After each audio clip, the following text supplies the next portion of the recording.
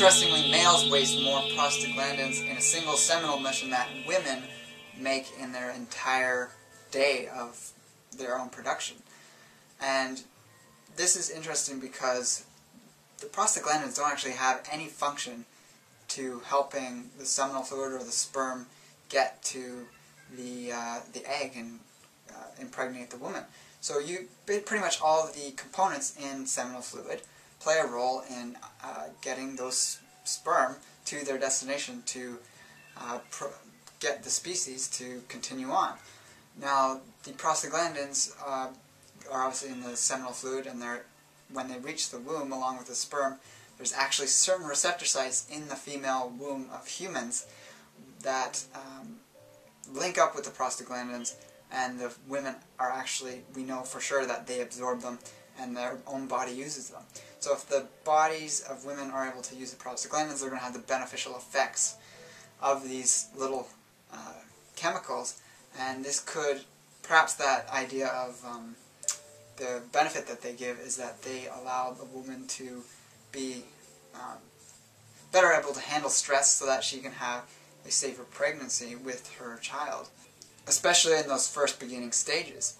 So the Taoists, or the ideas of many ancient cultures, is that men give away their power, give power and energy to women when they ejaculate inside them. Has a lot of validity when we consider the role of prostaglandins. So earlier I was talking about the effects of excessive ejaculation on different people, and if you're eating a lot of food, you're probably not as aware of its effects on your physiology. I personally think that anyone on a calorie restrictive diet for longevity might get even more benefit of semen retention, just specifically to get higher levels of these nutrients in their bodies and retain those nutrients. So that's another key benefit that you can get from this. My own experience over more than 3 years now of cultivating and limiting quite extensively my ejaculations has led to much higher levels of energy throughout the day, all the time. And then also, you really start to notice that when you do ejaculate, how much it affects you.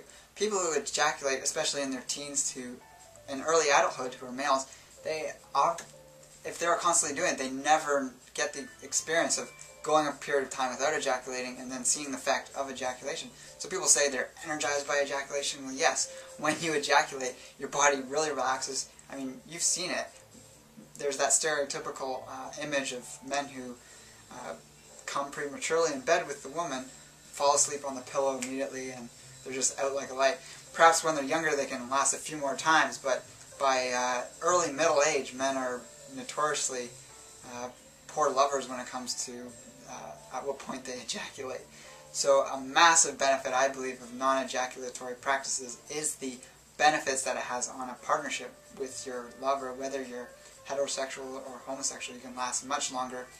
I'm not boasting, but I mean, I can make love for however long I wish, and usually they're not little 10-minute to even half an hour short periods of time. So if we know the benefits of a loving relationship and what that has on the health, we can definitely understand the benefits that a longer time connecting with your lover in a very primal, deep, and sexual way can have on the physiology. So on the topic of libido, the second half of this series, I'm really wanting to focus on the roles of these two hormones, which are testosterone and estrogen in the body. They're basically the masculine and feminine hormone principles in the body. Women have more estrogen than testosterone, and men have more testosterone than estrogen, but they're both necessary. We need both of them. And anything I say in this video, I'm not coming from a place of being sexist. I'm coming from a place of what is healthy for the body and what our current state is in our cultures, hormonal health, and what we have going on in our environment and what we can do to counteract those things that are going on. So first of all, xenoestrogens are synthetic chemicals made by people, obviously, in plastics and herbicides, pesticides, and they're in countless types of synthetic things. And we get exposed to these in our food supply, in our the things we spray in the air, the things we spray on the ground, the things we bring into our homes, what you paint our walls with, you name it. And there's xenoestrogens probably in it in some way in the industrialized world. Now more and more companies are coming up that are conscious around these things. We see like BPA-free bottles coming out because BPA is a plastic that was found leaching into water quite easily and was a hormone disruptor. So xenoestrogens as well as phytoestrogens can do three different things in the body. They can act or mimic estrogen, taking up receptor sites. They can block estrogen's release from the body, so we get a buildup of estrogen, of both the xenoestrogens, phytoestrogens, as well as the body's own natural estrogen, which we need. Then it also blocks testosterone's use. Another class of chemicals, or phytochemicals, that I'm going to talk about are phytoandrogens, which are anabolic nutrients, which are the sort of the opposite of phytoestrogens. And these are things that mimic testosterone in the body, prevent the conversion of testosterone to estrogen, and also prevent its removal from the body. So as most people age, both men and women, they get elevated levels of estrogen in the body and their testosterone tends to go down. Now, I'm definitely one that doesn't like to attach these beliefs that as you age, this is what happens, but it's just the experience of our culture right now, what is happening in our culture, what's the cause of these things. But generally, the people who are aging, the average person who's aging nowadays is experiencing elevated estrogen the further along they get, and lower testosterone. And this leads to heart issues because testosterone is critical for the health of your heart. This leads to prostate and other issues with the sexual organs of the body. Women, breast cancer is definitely estrogen dependent. In fact, the vast majority of the cancers in the body are very much linked to elevated estrogen levels. We've also got the effects of fibrosis in the body from excessive estrogen. The cultures in the world that eat the most beans actually have the highest rates of ovarian fibroids, so ovarian issues can also be exacerbated by excessive estrogen. We've also got the feminization of men happening, so that's men just not being masculine enough from the excessive phytoestrogens and xenoestrogens in the world.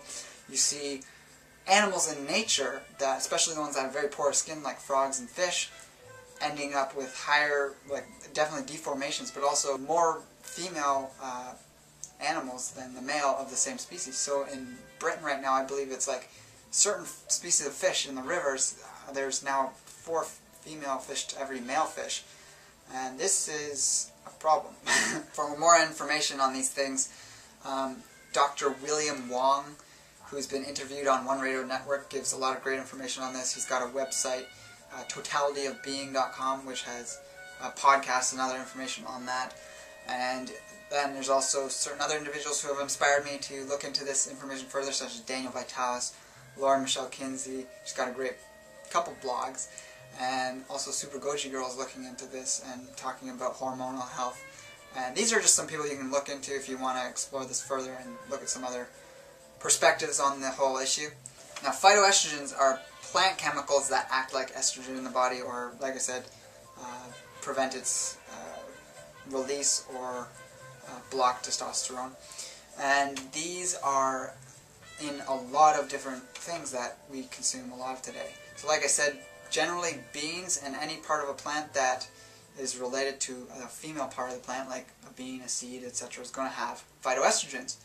Now, I'm not saying we need to eliminate all of them unless you happen to be someone who, under the guidance of a bioidentical hormone specialist or doctor, wants to do this or is instructed to do this for your health, to really get rid of all those things. It's kind of like the idea of if you've got cancer, you want to eliminate all forms of sugar. However, for general health, if you're in general health, you're going to want to eliminate the sources that are the most concentrated and posing the worst health risk for you in the long term. So in the health food industry, certain foods which were used quite sparingly in traditional cultures, they were never staple foods, are now being touted as great staple foods. These would include all soy products, whether fermented or not.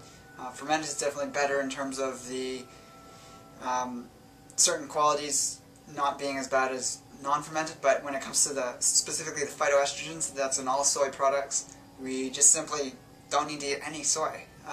It's just so unbelievably high in phytoestrogens that And people are generally eating lots of it, but it has a horrible impact on the body. Especially infertility is the major cause of long-term exposure to all types of estrogen in excess.